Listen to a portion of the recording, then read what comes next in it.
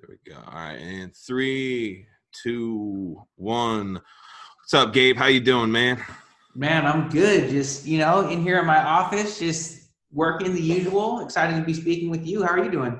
I'm doing great, man. Much appreciated for you coming on, taking your time out of your busy schedule, come and talk to us. You've been making a lot of moves lately, man. I've been seeing what you're doing. I was watching kind of from far away and checking out what you guys are doing with Midi Money, and I was like, fuck, man, I got to get myself a part of this. And really, really glad I did.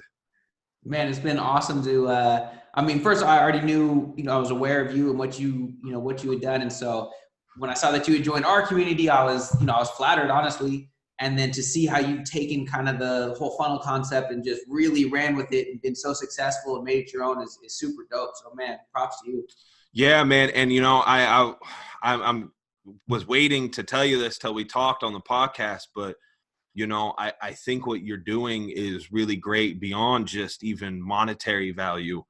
Granted, I've made a good amount of money doing it, but just in the short time I've been doing it, I've seen a huge growth just in my overall brand on social media. The engagements that we're having with people are tremendously better. You know what I mean?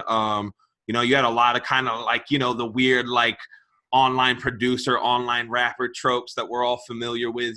They've been pretty much eliminated. You know what I'm saying? And customer service has improved because, I'm genuinely enjoying chatting with everybody and seeing everything. So I think that you guys are going to be, you already are, but it's going to be a huge game changer kind of across all aspects. So I really respect what you're doing, man. And, taking that jump to teach everybody something, because as you said in another interview, you had a huge competitive advantage, and you're like, instead of tucking this aside and keeping it to myself, I'm going to share it with the community and try to make a change. So props to you in a big way, man. Man, no, it's honestly my pleasure. It's actually been really fun to not to transition because I'm still selling beats, but to add in this new thing of kind of teaching producers. And it's true, like this is like 100% true. Like I remember having meetings with my team, like, are we sure we want to teach this stuff? Like we're doing really well with this. Does this actually make sense to do? And Yeah. ultimately we decided to, and honestly, I'm very happy we did, because just like you talked about, it's not just about money, although we are making money, we're selling a course, we are making money, but it's also been like really fulfilling for me to like actually be like teaching and I've never been in that role. I've just been the dude who's like selling beats. So like, anyways, that's another thing that's been great for me.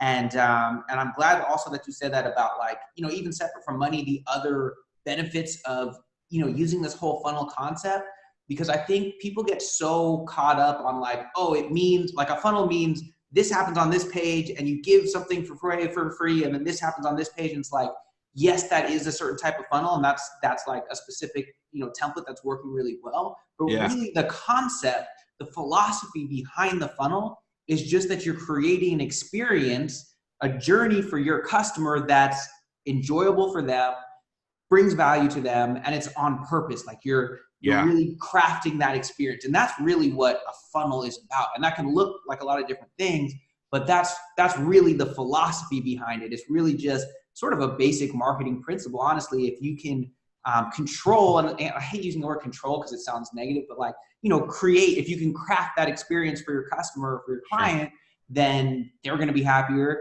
You're going to be happier. They're more likely to buy. The thing that you're selling them is, something of value to them. So it's win-win across the board. So, yeah. Well, it's funny, man, because so you were on Blapchat very recently, and I'm an avid listener of Blapchat. I'm a big fan of Illmind, big fan of everybody involved. You know what I mean?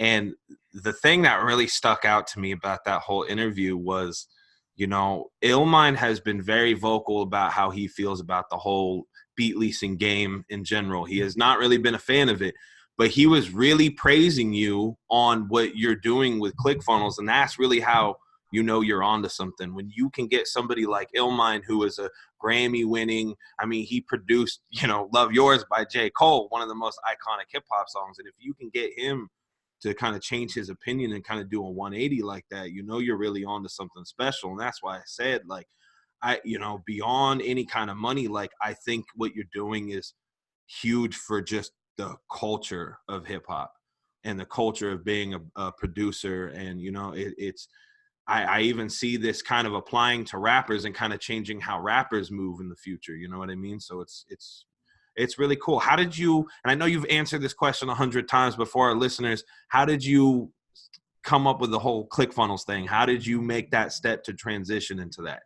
Yeah, so for me, I think I started out doing what pretty much every other producer starts out doing, and honestly, most of them are still doing, which is basically the whole business model is you try to, rank for YouTube keywords, you try to get followers on Instagram, and then you send all of those customers directly to your beat store. So you try to rank for whatever Migos type beat, and then in the link, the description of that video, you put a link to your beat store that says, buy this beat here, right? And that's pretty much 99% of the million plus producers who are selling beats online. That's their entire business model. And so that's what I tried at first too. And I got a sale here and there, but was not making money at all, really. Right. You know? Yeah. Did the SoundClick thing, and that, if I paid for the ads there, I'd get a couple sales or whatever.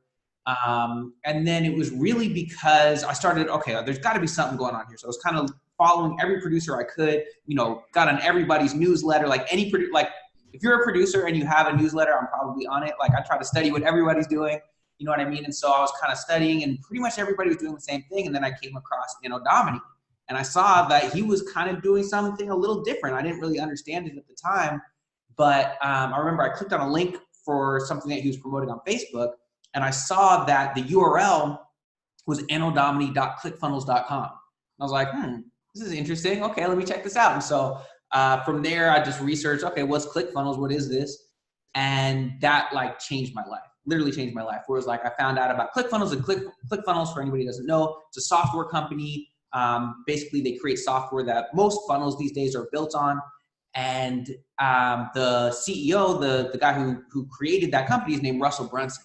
And really the magic behind ClickFunnels is the software is great. I love the software. But really, it's the philosophy, it's the teachings, it's the principles that Russell Brunson teaches and that he kind of infuses into that software is where the real magic is. So once I started learning from him, I read .com Secrets, and then I read Expert Secrets, both books I highly, highly recommend to anybody. Yeah, I have it somewhere around here. Bro, I've literally read and or listened to both those books. There it is, so many times. Yes, man, it's my Bible right now, dude. Yes, absolutely. And if you don't have it yet, get Expert Secrets too. But yeah, so once I read those, then that completely changed my whole philosophy on everything. I saw Anno Domini using this sort of concept. I found out more about it from Russell Brunson and kind of dove in, and now I'm in a coaching program with him, and actually been able to learn some of the stuff directly from him, which has been incredible. And so basically the concept behind a funnel is, like we said, it's more about creating and crafting that experience for your customer. And so because I was doing that very early, I had, like you said, this huge competitive advantage. Right. I was able to, really go from somebody who was barely selling any beats online at all to one of the leaders, let's say.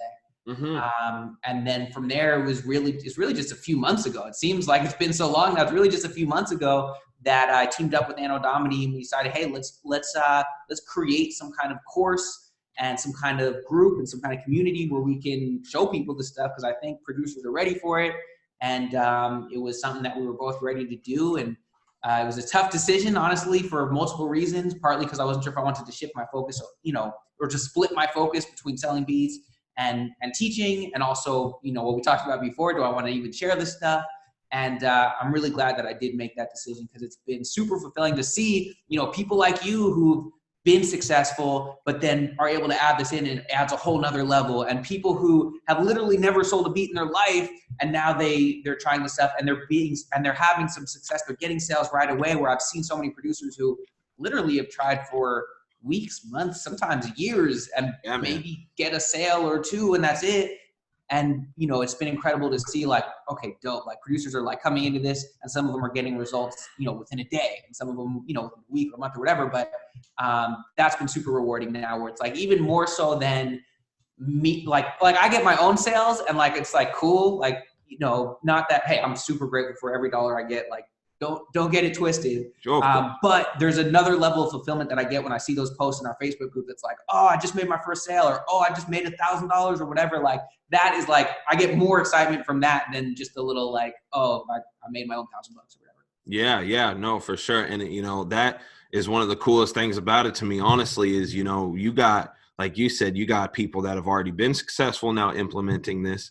I heard you say something about how you've helped Cato, DJ Payne One, you know, Curtis King just joined, you know, so you have all these people, and then you have people that were struggling to sell beats, struggling to build a brand.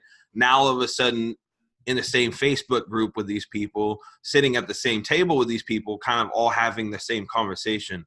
And that's what I mean, is it's really cool just to see that, you know, as far as like that really helps the culture in itself too, because now you never know, that next generation of the Catos and the Curtis Kings and stuff like that might come out of this, you know what I mean? Because now they finally have a lane, and you know, kids that were sitting there thinking, hey, this might not work out, much like, you know, you said you were at one point, now all of a sudden has this new lane that they can go into, and this new passion that they can work on. And, you know, even with myself, you know, I've even been able to just build a team of just affiliates, and just building a team of, I've never seen affiliates be as excited about what, you know, that company that they're affiliated with is doing than it has been with these people that I got together. And, you know, it's just beyond, you know, affiliate marketing. We hear so much about affiliate marketing. They're actually, you know, one guy said, you know, we're actually offering something to people. Like, I personally know people that have to save a bunch of money just to even get 5 beats, to lease 5 beats, you know, they got to tuck money aside from their paycheck. And, you know, so it helps the entire community, both rappers and producers. And it's really awesome to see, for sure. Definitely. No, and it's great for me to see too. Like, I love that it's just another thing, you know, that we talk about in the course stuff is affiliate marketing. Like, it's something that was so slept on, still is, in the producer community. Yeah. Like, I feel like not even a lot of producers understand what it is. Like, so just like a quick explanation is, like, basically the concept behind affiliate marketing. I think most people are familiar with how this works on Amazon, which is that you can become an Amazon affiliate really easily. Which basically, you fill out a couple forms, and then you get a special link from Amazon where if you share that link and somebody clicks on that link and then they end up buying, they still pay the same amount that they would have otherwise, but you get a small percentage of, you know, that sale, right? And so that's something that has worked so well for me, you know, as a producer, where it's like, you know, like me and Odomni are affiliates for each other, and working with other producers. Right. I'm working with other people who share that audience as well, where it's like, hey, I've got a beat pack, or I've got some free beats, or whatever it is that I'm promoting, where it's like, it's going to bring value to your audience. They're going to be happy. I'm going to be happy because I'm going to get customers and leads that I wouldn't have gotten otherwise. And then you're going to get paid, and all you have to do is drive some traffic to me from the audience you already have. So it's like, it's so win-win. And so I love seeing, you know, more producers starting to do this kind of stuff, and also kind of like demystifying it, or like, I don't know, there's like some people that have this like super, I don't know, people have these really bad beliefs about money and about sales, and about like, it's evil. Like, anybody who's made a lot of money must be evil. They must be doing something wrong. And like, if you're an affiliate for something, then that's a pyramid scheme or what. And it's no, that's actually the opposite. Like, if you want to make a massive positive impact in the world, like, you should make some money. That's pretty much the best way to do it. And if you want to make an impact in your audience's life, you should create an offer that's going to be valuable to them and sell it to them. That's like literally the best way that you can serve them. Like, that is a true thing. And so something like affiliate marketing, I think, can get a bad name. Like, somehow there's something inherently evil about it, but it's like, no, it's value to everybody. Yeah, I've never really understood that. I've always hated that saying, the money is the root of all evil. I mean, I know that there's multiple meanings to it, but it's like, no, man, like, you know, we can't have that negative outlook on it, you know, especially when you're running a business that's legitimately trying to help people, you know what I'm saying? So, and there are a number of them out there. So, you know, there's bad people in the world and there's good people in the world. I don't really think it has anything to do with money. I think it's just money's motivation for people on both sides of the fence. You know what I'm saying? Yes. Yeah. And I will say, if you have a lot of money, it's probably going to amplify who you are, right? If you're a good person, 100%, dude. Right? You're gonna take that money, you're gonna do even more good things. If you're a bad person, you're gonna take that money and do more bad things. So for sure, it's not the money, right? It's the people. So if you're somebody who's having that thought where you're thinking, oh, Gabe made $1 million, he must be evil. Just think about yourself. Like, why are you thinking that? Like, if you had a bunch of money, would you be doing evil shit? Like, I don't know. Maybe that's how you think. Like, I don't know. But it's like, I think these are things that are important to think about. Of like, if your belief is that money is evil, good luck trying to make any money. Like, how are you, like, all these people are having this contradiction in their head where they're like, well, money's evil, but also I'm trying to make a living. So it's like, you're arguing with yourself. So like, stop that argument, like figure out why are you having that argument? And it's going to serve you a lot. So I know I'm kind of ranting on that one, but it just feels hey man, I 100% agree with you. And I've seen both sides of the field, like in action, you know what I mean? I know people that get a lot of money and they do a lot of good things. And then I know a lot of people who get money and they go crazy, you know, they party super hard. They blow it on dumb stuff. You know what I mean? It's just, yeah, it's an amplifier for sure. I fully agree. And I definitely think like, the landscape, or not even the landscape, I guess the mental framework is what I'm trying to say about, you know, one of the first things when I decided I wanted to take business more seriously and be an entrepreneur and really pursue music, you know, I got really into like Ty Lopez and Gary Vee and everything like everybody else does. And one thing that stuck with me, I don't remember who said it, but it was like, in order for you to really be successful and make money, you have to change your attitude about money. Like, you are not making money right now because you have a bad relationship with money. You have a terrible attitude about it,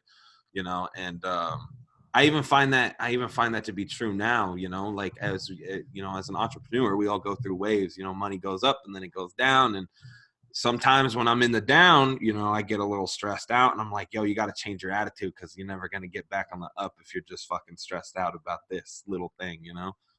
So true. It's that mindset piece is so key. It's one of those things where, like, when I first kind of got into business and marketing and stuff, it's like I didn't want to hear about any of that, like personal development and mindset and whatever. Like, I was like, just tell me, what are the little tactics? What are the strategies? What are the tricks? Like, that's all I care about. And it's the more progress I make in my business, the more I realize that the way to make progress is actually to develop as a human, is actually to change your mindset.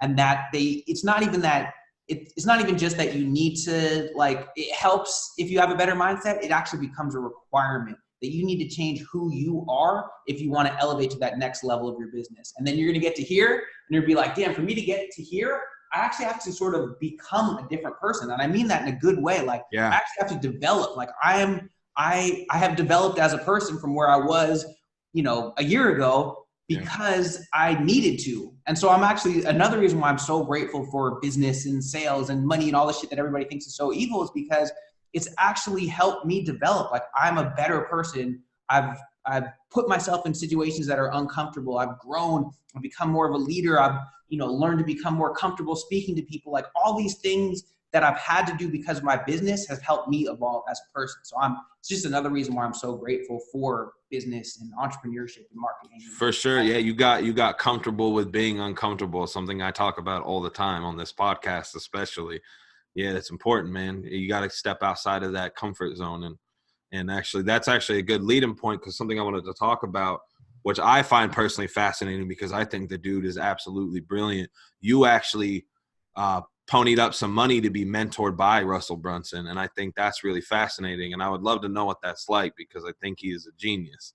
Yes, I agree. I think he's a genius too. I mean, he 100% changed my life. He's really the guy who, you know, basically, if you ever hear me say something that sounds smart, it's probably because I just learned it from Russell Brunson. Like, this dude, like, really revolutionized, I really think business. I was going to say internet marketing, but I think business in general. And, oh my God.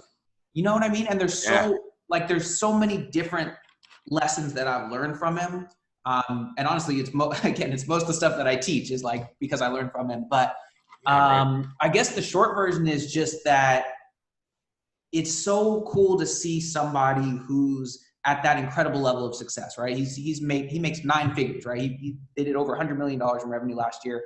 They're on pace to, I don't know, double that or something like that. But if you talk to him, he's super cool. He's super humble. Honestly, he's like a little bit awkward and whatever, which I can relate to because I have like in one-on-one interactions. You know, he's super comfortable on stage and stuff like that. And so it's been really cool speaking to him to realize, like, this guy's just a human. You know what I mean? It sounds dumb, but like when you consume so much content from somebody and you haven't met them in person, it's part of your brain, like, I don't know, it's like it doesn't become as real until you actually like have a conversation with them or shake their hand or whatever. And so speaking to him made me realize, like, oh yeah, like, okay, he's got $100 million company, but like he's just a normal person. Like, he doesn't have everything figured out either, honestly. He's figuring it out as he goes, just like the rest of us. And there's honestly a little bit of a relief to that, where I know for me, and I think probably a lot of people can relate to this, they think, oh, there's some like secret or some missing key ingredient that just these people know that I don't know, that makes all the difference. And it's like, yes, there are principles, and there are things that you can learn for sure.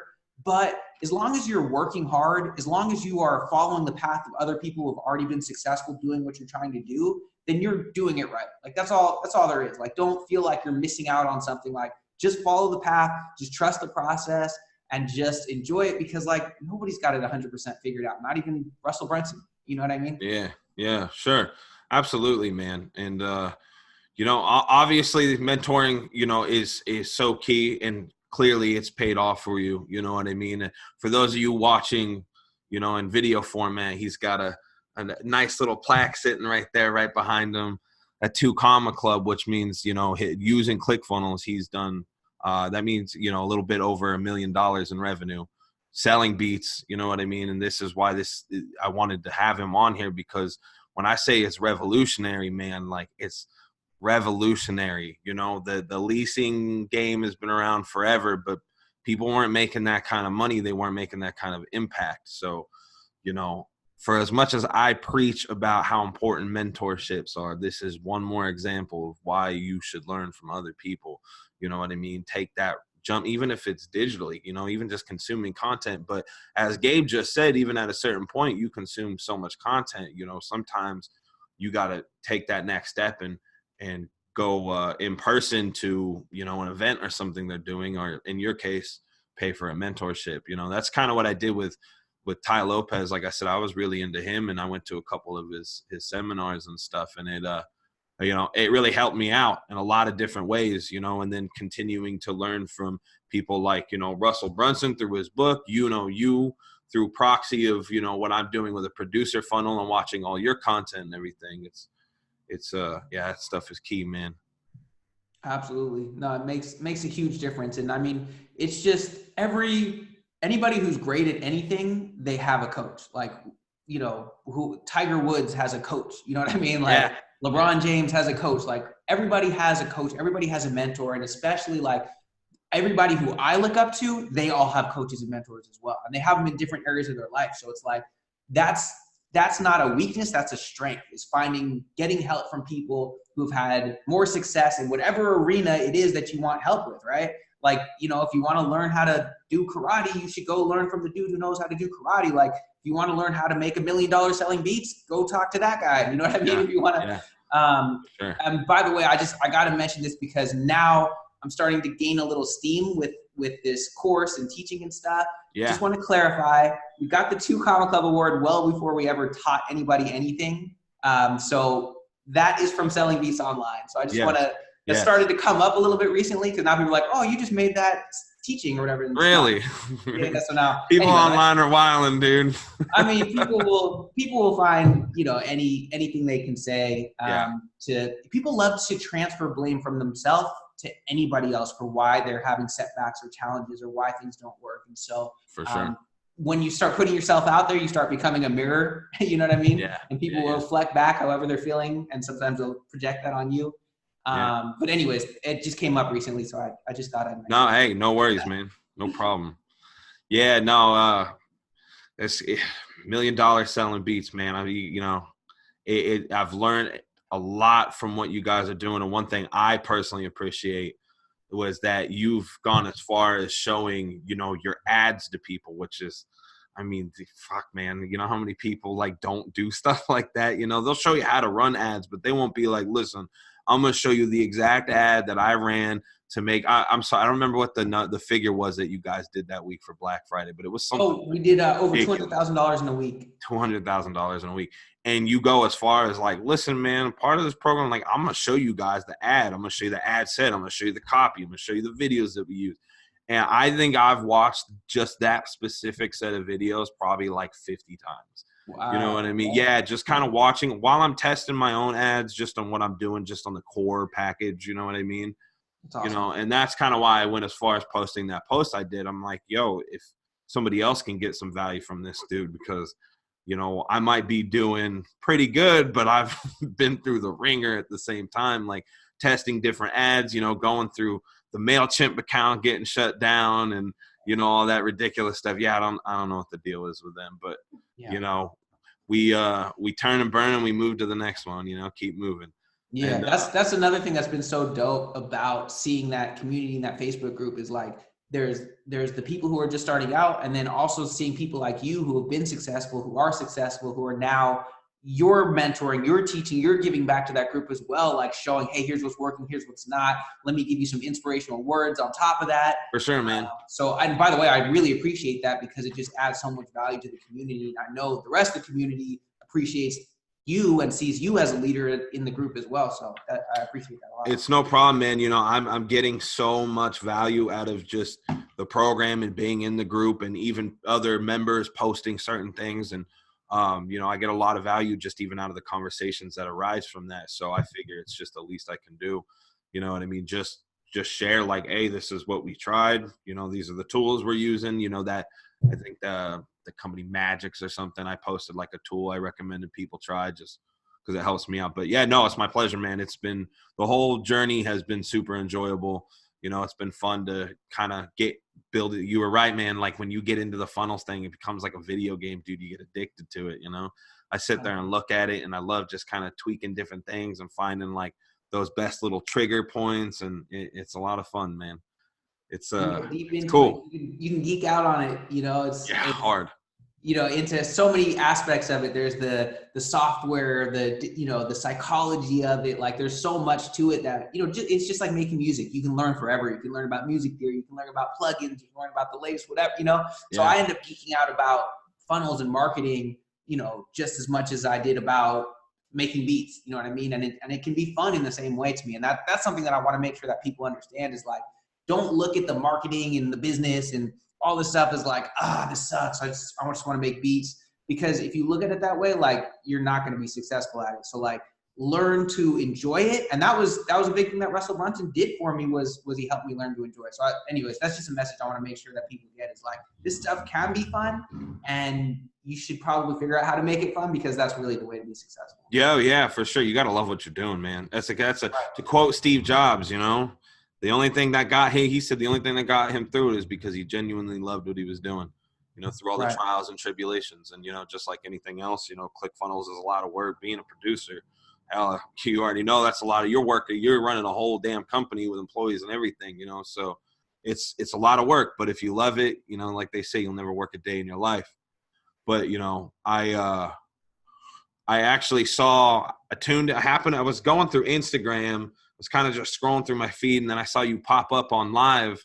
So I was like, oh shit, Gabe's live on Instagram right now. And I went and checked it out. And dude, first thing I see, first of all, your studio is beautiful. It is gorgeous. You guys just moved in there, right? We did. Yeah. We've been in the process of building it for like months. But yeah, we moved in a few months ago. Dude, congratulations, man. That is both a studio. I think you started in Studio A, the big room of Studio A. That's right. We got Studio A, we got Studio B, and right now I'm upstairs in the office. So it's been great. I get my own little like space to just kind of focus, and we could have a session going over on Studio A. We got people making beats or mixing in Studio B. There's even kind of like the second half of Studio B. We can have the rest of the team over there working as well. So yeah, it's been dope. It's been really nice, fun. Man. What did that feel like when you got everything finally done and ready to rock? Man, it's pretty incredible. And honestly, we still have a few things to do. You know, I guess construction and building is one of those things where like you just keep going until you just finally put up your hands and stop, because it's like, bro, it's been so much more time and so much more money than I originally expected. I've never, like before this, the biggest thing I'd ever done was like, we like remodeled our bathroom, and that was a lot. But this was like a whole nother level to where I was not prepared. You got a whole damn cost this much or take this much time. But all that, you know, being behind me, not just like being in the space is awesome. It's an incredible feeling just to know that, you know, in an industry where like there's so many people just literally struggling to get a sale, where the bar of being able to quit your day job is like a huge milestone. The fact that we've been able to, in that industry, build something where we can build a huge studio, where we can have employees, we can have team members, we can, you know, I can travel, I can, you know, do all these kind of things has been really good. It feels really good. Yeah, man, I bet. And it's like a whole facility. I know like you're in your office, so you know, people can't really see it, but dude, the building is incredible. Like you guys did a Really, really nice job. How much of the designing process did you have part in? I mean, I definitely told them kind of what I wanted. It's not really my strength, honestly, like any kind of Yeah. like design, like interior design, or this should go here, or like, it's just not, I'm not good at it. So it's Yeah, been a yeah. combination of me. Luckily, some of the other guys on the team are a little better. So I'll usually ask them like, I don't know, what do you guys think we should do? So I've been, somewhat involved, but I'm more happy to just like, you guys just decide, you guys make it look good. I don't know. And then I just walk in. Yeah, no, I totally understand. I totally understand. Well, Not I my just strength. asked because the aesthetics are amazing. They did a great job. But I guess what really, you have a, correct me if I'm wrong, but you have a background in engineering, correct? Yeah. Oh Yeah, yeah. okay. How long have you been doing that? I'm man, as pretty much as long as I've been making beats, which is like coming up on 20 years.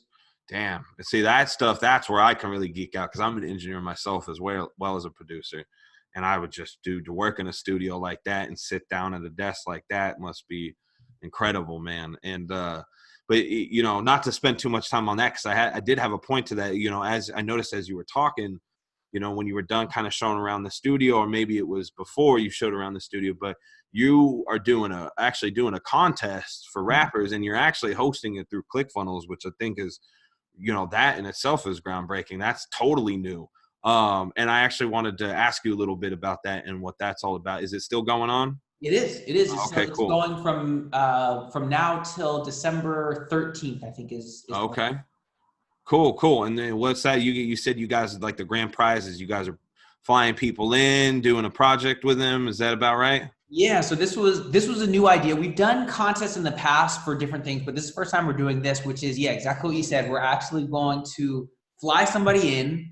We're going to put them up in a hotel. We're going to bring them to the studio. Basically, they get to take over this building and me and my team for like 2 full days. So we're going to, record, mix and master a song. We're going to shoot and edit a music video. We're going to do a little consulting session where I'll help them out with some like branding and marketing ideas. And then I'm going to spend $1,000 of my own money on Facebook and Instagram ads to promote that video, promote that single. Basically, we just thought like, what's the coolest thing we could possibly do with all of our resources for a rapper or a singer?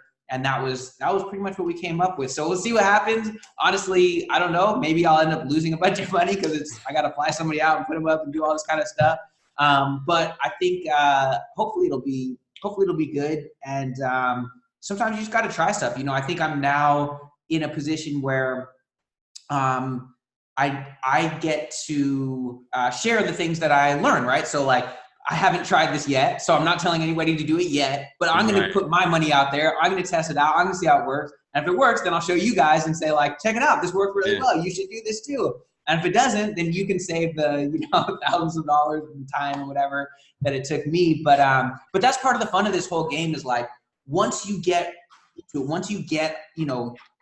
going, you start making money, you first hopefully followed a path that's been proven, do that first, then you can start really experimenting and trying different stuff. And so that's kind of where I'm at now is still modeling after other industries and not, it's just like music, right? Everything in music, you're always to some extent influenced or sampling or something else, right? So same thing in marketing, like, all these funnels, whether it's a contest or something else, it's always borrowed in some way from either another industry or somebody else in the industry.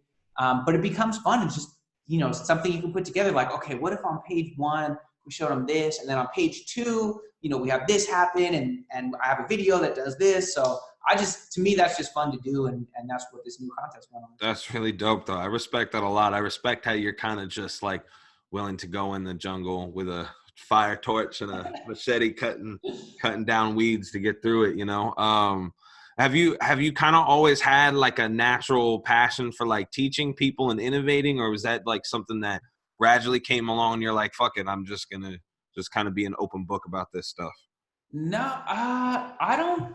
Yeah, did I always have it? I mean, I guess in a sense, I've always, like from engineering, like I've always liked showing people stuff or whatever, but I never had anything nearly as tangible as this. Like I've never put together a course. I've never been seeking after or been like proactive as far as like, I want to like get students or whatever. Like student sounds weird, but like just to teach on purpose other than just like people coming through to the studio and being like, oh, check out this thing I did. So I guess I've always liked it. But as far as actually putting myself out there as a teacher and creating a course and doing trainings and doing, video content and showing up on podcasts like yours, and this is all very new for me. This is really just, we launched this thing in July. So what oh, wow. Yeah, it's November. I mean, it's crazy. It feels like so long, but it's not been that long, but I'm loving it. I really enjoy it. So it must have been dormant in there somewhere. But it's really only been the past few months that I've like really embraced that role and started doing it. That's dope, man. It's I know personally from experience, it's a lot to kind of put yourself out there like that, especially when you're not really so used to doing it. That was an issue for me, is like I'm naturally a little bit socially awkward, a little bit of anxiety, you know what I mean? And it's it takes a lot to make that initial jump. But when you find yourself making a difference with so many people and connecting with so many people, you're like, man, I don't know why I wasn't doing this a long time ago. Like, there's a lot of reward. I mean, granted, it's a lot of work, it can be a lot of pressure, but it's super rewarding. So, something I respect a lot, man, for sure. Thanks, man. I appreciate it. I can definitely relate to you talking about, being a little awkward and having, like, that is me 100%. Like, you see me at wherever in public or something, like I'm going to be kind of awkward and whatever. And I've always dealt with anxiety, pretty bad for most of my life. I've even, I've had periods where it's like been debilitating, honestly, where I've like, me too. You know what I mean? And so it is honestly something I still deal with and something that I, have to battle. But I've come a really long way. And the more that I've kind of pushed through it, the more that certain situations that would have scared me so much, or did scare me so much the first 10 times I did them, scared me a little bit less the next 10 times, a little bit less the next 10 times. And once I got to my 100th time, it's like, okay, I guess this isn't so bad. You know what I mean? Yeah. So I hope that, people can see that people like you, people like me who maybe are more anxious or anxiety or whatever, and they're like, oh man, to be successful as a producer, you got to be like putting yourself out there. I'm not that type of person, so there's no way I'm going to be successful. Like, you can like squash that belief right now, because trust me, if I can do it, like you can too, because I'm like the worst, but I've just been practicing and pushing through it. So for sure, man. There's hope for me. There's hope for everybody. I agree. I agree, and also relate to a lot to what you just said. One thing that was really interesting for me was actually trying to go, as you say, go all in on the music stuff, while dealing with being awkward and dealing with anxiety, and then also understanding, part of building a brand in it nowadays is putting yourself out there and being on social media and doing podcasts and, this, that, and the third. And I used to have a really hard time with that. And, we mentioned him earlier, I know you're also a really big fan of him. I was watching a Curtis King video, and he had one of his producer buddies on there who was also a therapist. And they were talking about, having anxiety and dealing with anxiety as a creative person, as an artist. And somebody said something that was really brilliant to me. He said something along the lines of, all anxiety really is misplaced energy. Mm-hmm. And when he said that, I was like, it was almost like a light bulb went off in that moment. You know what I mean? And I'm like, yo, that's actually really true, because if you think about when you kind of get in that loop, you're kind of just running rackets in your brain. You're putting your energy into things that really don't matter at the end of the day, things that won't matter in a year, 5 years, 10 years, maybe even tomorrow, But I personally found, in those moments when I have that anxious feeling, it's almost like I'm starting to recognize, like, okay, I need to do something. Let me go make a beat. Let me go write a song. Let me, do something that benefits my podcast or whatever it might be. You know what I mean? So yeah, I think, I just kind of want to add that in there, to what you were saying, because it can be a blessing or a curse. And it kind of, to me, in my opinion, it's kind of how you manage it. You know what I mean? I think the reason I have such a strong work ethic is because I'm naturally anxious. You know what I'm saying? But yeah, that's funny. I would agree with that. And just to add on that too, like that idea that it's misplaced energy, I think is so true. And I think another way to say that same thing is that the physical symptoms of anxiety, which, by the way, anxiety is a physical thing. It feels like it's taking over your whole, it's like it's who you are, but it's just a symptom. And so that's, first of all, like, that's helped a lot. If you can recognize that and be like, okay, my heart is racing, like I'm shallow breathing, whatever, like you can put that label on it, it becomes a little bit easier to deal with. But the point I was going to make was that it's the same or very similar physical symptoms to just being excited, to just having energy, to being, to being excited. So like, it's such a thin line between being anxious and being excited and having that positive energy. And so sometimes it just takes that slight little mental shift of like, oh my God, I'm so anxious, to like, oh, wait a second. No, I'm so excited. And then bam, you can take that energy and instead of going like down with it, you're going straight up with it. So yeah, I can definitely relate to that. For sure, man. I want to switch gears a little bit. I don't mean to go super left, but this interview is actually really cool. This whole thing's been pretty interesting for me. I've realized everything has kind of come full circle. My first interaction with you, or my first exposure to you rather, was I think about, now that I'm really thinking about it, I think it was about the time you were doing that Black Friday sale. I think I saw one of your Facebook ads. I think I saw multiple of them, actually. And I was really fascinated by what you were doing. I thought they were really well put together. You know, I've been running Facebook ads since 2016, so I super geek out on that stuff. But one thing that really impressed me, besides the presentation and everything, was your credits. You have a crazy credit list, dude. Kendrick Lamar, G-Eazy, I think Snoop Dogg was in there too. How did all of that come about? Was that beat making? Was that engineering? Was it a little bit of both? How did that happen? A little bit of both. Most of it, honestly, is engineering. And so much of that came through my relationship with an artist named Mr. Fab. And I don't know if you've heard of him, but he's— Oh, hell yes, I know Mr. Fab. So he's from out here in the Bay Area. If you're from out here, you definitely know him. And people know him around the world. But he's somebody who's super talented, but also very well connected. And he's like somebody, like, I've learned so much from him about relationships. Like, this dude, like, it's not just that he knows Kendrick Lamar and he knows Chris Brown. He is friends with these people. Like, he knows how to create real relationships with people. And so a lot of those credits literally just came from Mr. Fab working with me. And so being able to, by proxy, work with those guys where he'd get a verse, the Kendrick Lamar, he just got a verse from Kendrick Lamar and I got to mix it. So I have an engineering credit with Kendrick Lamar. You know what I mean? So that's what a lot of those were. A couple random things, but that's honestly my biggest thing, was just being able to make that connection with him. And then because he had so many connections with these other people, I was able to work with them. That's the power of networking right there, man. Something actually, you hear everybody who's successful in producing and music period talk about how important that is. I've heard Curtis King say it 100 times. I've heard Illmind say it a bunch of times. I feel like at this point I've heard myself say it 100 times doing these podcasts. You know what I mean? It's you never know what certain doors can be opened just because of a relationship that you have. You know what I mean? How did you link up with Fab, man? I'm very familiar. Excuse me. I'm very familiar with him. I actually have a bunch of family that grew up in Reno, Nevada, and they're kind of like a weird, like, I don't want to say extension of the Bay, but they're so influenced by Bay Area everything, like rap music. I think they even get Bay Area news at 10 p.m. So it's just like you guys have such a impact on them. And I know some friends that like geek out over Mr. Fab. How did you meet him? How did you guys link up? So I actually met him back. So if you know Bay Area hip hop culture, there was this sort of time period called the hyphy movement, which was Yeah, so it was kind of like back in like 2000, baby. 2005, 2006, 2007 was kind of the peak of that.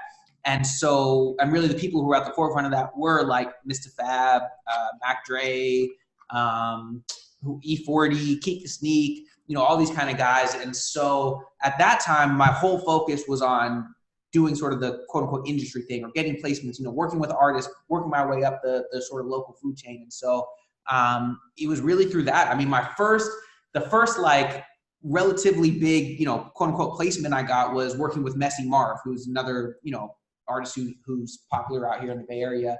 And that was through a dude who sang hooks for us, a guy named Matt Black. He came through, dude knocked out 5 hooks in one night. He was incredible. Yeah, he's fucking incredible. He would come through, write the hooks, record the hooks. I'd mix them on the spot. We'd have them done. Very few people I've ever seen be that productive that quickly. Actually, I'm lucky enough where I work with another guy now named Constantine, who does a bunch of hooks for us. And he's the same way, where it's like just incredible. We basically put on the beat and he just like hops in the booth and pretty much is like, okay, I got it. And just knocks it out.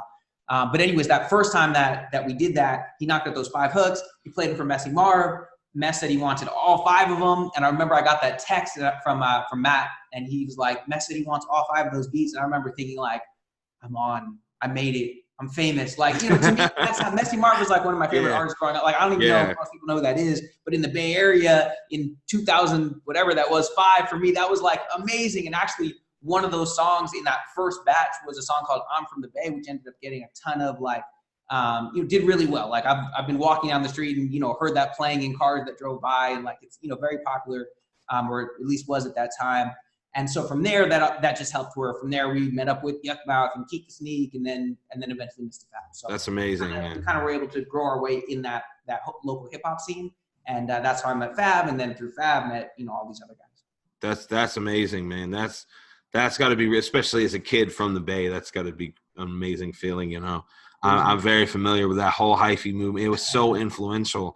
Like you couldn't even like I was born in Yuba City.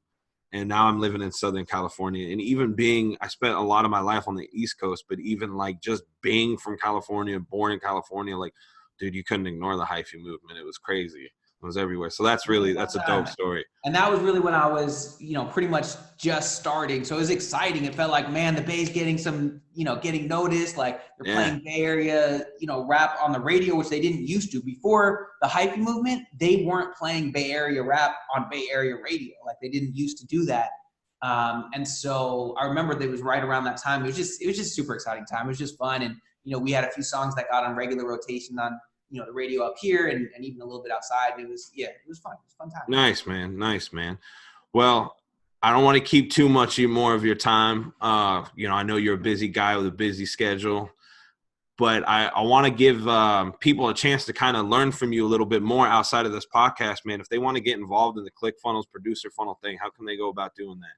Yeah, well, for one thing, always connect with me if you want on my Instagram. It's at Legion Gabe.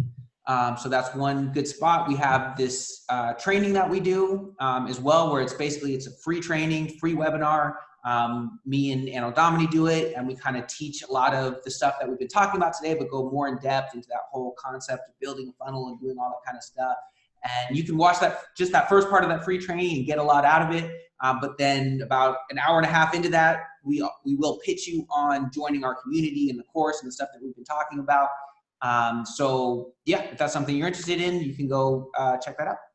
Cool, man. Yeah, I'll make sure to put a link in the description for you guys to check that out when this gets published. You guys be able to go sign up if you have interest in that. And then also, you said the contest for rappers goes till the 15th of December? December 13th. December 13th. So I'll make sure to put a link into that too. You guys definitely go follow Gabe on social media. Where can they follow you at? So yeah, so if you are a producer, follow me at Legion Gabe. That's really where I'm showing behind the scenes of my business. Anybody can follow me there, but it'll be of more interest to you if you're a producer. If you're a rapper or a singer, at Legion Beats is where we're kind of more talking about that kind of stuff, talking about beats, talking about that contest. And honestly, if you're a producer, you should just follow both, because that way you'll see the behind the scenes on one, and then you can copy what I'm actually doing on at Legion Beats. So you can follow me on both of those and kind of see what we're up to. Cool, man. And just to wrap it up, that's something I'm starting to do, a little new thing that I'm testing to do with every guest. I want to just kind of like rapid fire 3 quick questions at you. You just answer them real quick. If you could work with anybody in the world, who would it be? Dead or alive? Oh, Jesus. Dead or alive? Yeah, dead or alive. I know that's a huge question, but. Whoa. Okay. So like musician, who would I work with, dead or alive? Man, that's a tough one. We can narrow it down to current musicians, if that makes it a little bit easier. Okay. We'll say current. Actually, you mentioned you listened to Blapchat. Illmind kind of asked this as part of a hypothetical question, and I said Drake. I'll just stick with that. To me, I think Drake's pretty dope. I'll just go with that. Cool, man. And out of number 2 would be, out of anything, any quality that is key to success, what do you think the number 1 must-have thing is? I think a problem-solving mindset, meaning you're not somebody who looks for excuses. You're not somebody who looks for blame elsewhere. You take on the identity of somebody who's going to solve the problems and the challenges in front of you for yourself. And that's how you're going to be successful.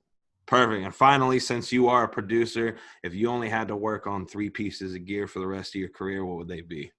I mean, can one be a laptop? Because then I'm done. Yeah, there you go. That's a perfect answer.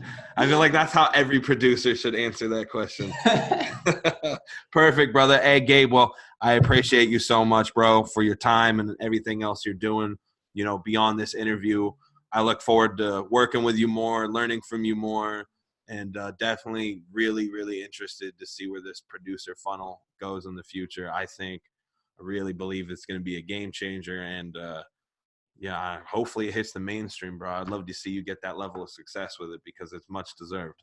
Thank you, bro. I appreciate it. It's been great to see your success and to see that you're willing to share it as well. And I appreciate you having me on. Thanks, Yeah, man. absolutely, bro. You have a blessed evening. Much congratulations on your success so far. And I, you know, definitely I'm rooting for you in your corner, wishing you a lot more success in the future. Thank you, bro. All right, brother. Be easy, man. Peace.